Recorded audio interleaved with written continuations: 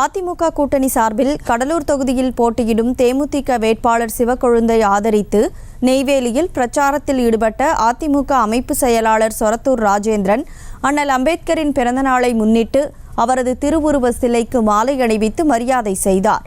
கூடுதல் தகவல்களை செய்தியாளர் பாரிவள்ளல் வழங்க கேட்கலாம். வணக்கம் பாரிவள்ளல், இனி நீங்கள் தொடரலாம்.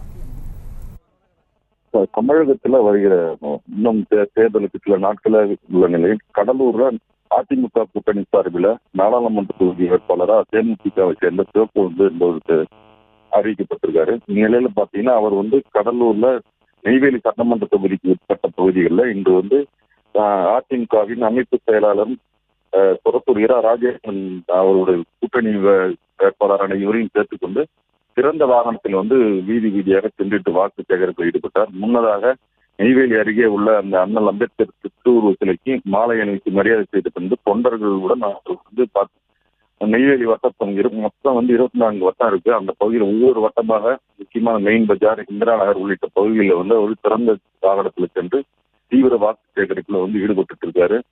கூட்டணி கட்சியை சேர்ந்த நிர்வாகிகளுடன் அவர் அது மட்டும் இல்லாமல் இருசக்கர வாகனத்தில் தொண்டர்கள் பின்வாறு முரசு சின்னத்துக்கு வாக்களிக்குமாறு கிராமம் தோறும் வீதி வீதியாக சென்று சிவக்கொழுந்து அவர்கள் தீவிர வாக்கு சேகரிப்பில் ஈடுபட்டிருக்காங்க.